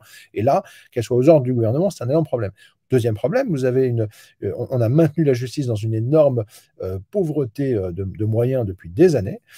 Ça manque de greffiers, ça manque de magistrats, ça manque de personnel. Et une justice qui manque de personnel, qu'est-ce qu'elle fait? Eh ben, elle est peu efficace, elle est lente et elle classe un certain nombre d'affaires sans les traiter. Elle ne peut pas enquêter, elle n'a pas les moyens. Et c'est pas anodin que le pouvoir actuel ou ceux d'avant laissent cette justice dans un tel état. Parce qu'évidemment, si la justice est puissante et bien organisée, elle va punir des comportements fautifs. Or là, elle a beaucoup de mal à travailler. Quand, par exemple, l'avocat fiscaliste Jean-Philippe Delstol, après le fait que Fillon ait été mis en examen au printemps 2017, va saisir la HATVP, puis comme elle ne fait rien, va saisir la justice n'enquêtera même pas. Alors, soit c'est parce qu'elle veut pas faire tomber Macron après avoir fait tomber Fillon, soit parce qu'elle est de gauche, j'en sais rien, mais en tout cas, elle n'enquête pas.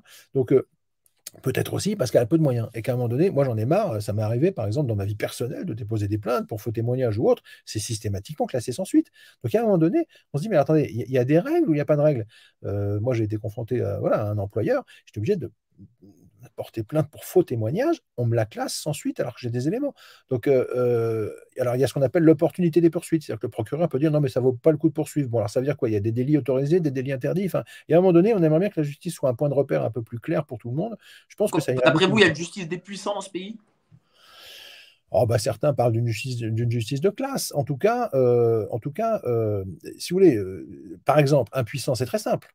Il peut mettre des millions d'euros de frais d'avocat, il peut faire des procédures pendant 15 ans, il peut utiliser tous les ressorts de la procédure pour se défendre. Bon, un citoyen de base en France, il ne peut pas faire un procès. Il ne peut pas faire un procès parce qu'entre provisionner de l'argent pour votre constitution de partie civile et payer votre avocat, mais vous êtes ruiné.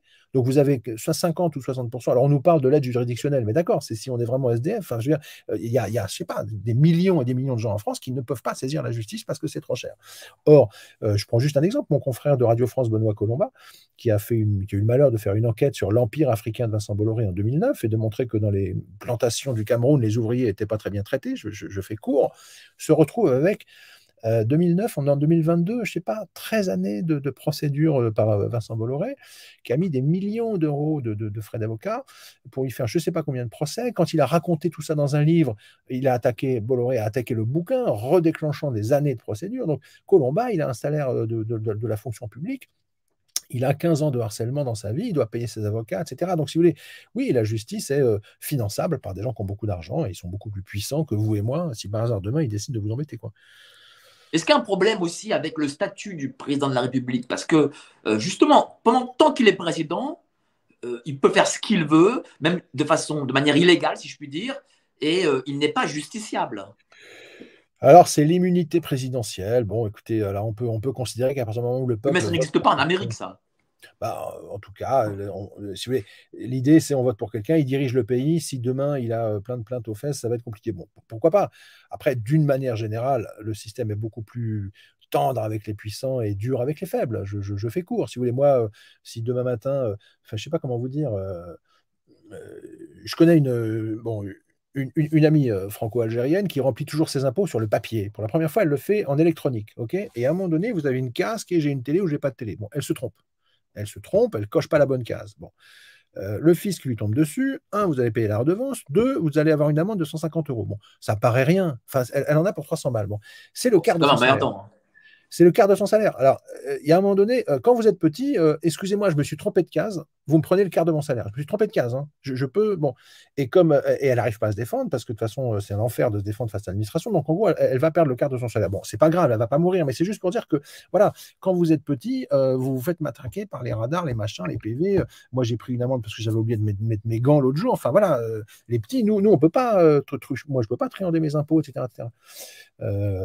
Donc, c'est très dur avec les faibles, il faut être civique, le système est très dur. Puis alors là-haut, franchement, on a l'impression que les mecs volent au-dessus de la loi, quoi. C'est ça En tout qui est cas, énervant. bah, ça, je vous comprends très bien. Parce que ça, je vous comprends très très bien. Surtout que, voilà, ils sont, comme vous l'avez dit, le trésor en plus est très très dur avec les gens. Bah, c'est pour ça que les gens n'arrivent pas à comprendre comment ces puissants arrivent à négocier des amnisties, enfin pas des amnisties, mais on va dire une fiscalité un peu à la carte, quoi. Voilà, avec ce trust, par exemple. Euh, bon, visiblement, c'est comme ça. Ce supposé trust, ouais. Donc, merci beaucoup, cher monsieur Rivoire. Voilà, n'hésitez pas. Ce livre, excellentissime livre, l'Élysée et les oligarques contre l'info. Voilà, n'hésitez pas à l'acheter. Excellentissime livre, vous apprendrez énormément de choses. De gars, merci beaucoup, cher monsieur Rivoire. J'espère quand même que vous êtes confiant, un minimum, pour l'avenir de l'information de ce pays, quand même. Bah, disons que l'information viendra pour moi beaucoup par les médias. Alors, il continue à y avoir des grands médias tenus par les milliardaires qui font de l'info. Hein. Je trouve que voilà, certains journaux sont mieux tenus que d'autres, mais clairement, heureusement que les médias indépendants viennent les challenger un petit peu, parce que sinon, je pense que ça serait très compliqué.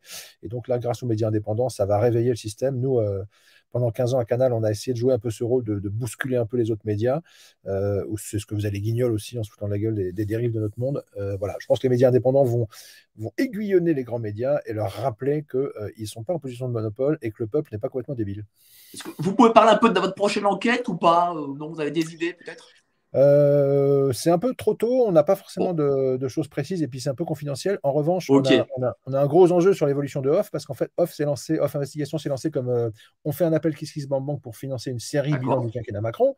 Et moi, je tenais à ce que si on prend un engagement vis-à-vis des gens, on tienne nos engagements, parce que sinon, demain, on ne pourra pas aller demander de l'argent. Donc, on a levé effectivement 200 000 euros et on a effectivement fait cette série sur Macron. Donc, le boulot, il est fait. Après, la question, c'est est-ce qu'on s'arrête demain matin ou est-ce qu'on essaye de faire de ce site quelque chose qui peut survivre? En France, si vous ne voulez pas être trop taxé, il faut obtenir un statut de service de presse en ligne pour avoir une TVA réduite et que les gens puissent donner des dons défiscalisés. Donc, c'est un statut qu'on va essayer d'obtenir dans les prochains mois. On va travailler méthodiquement.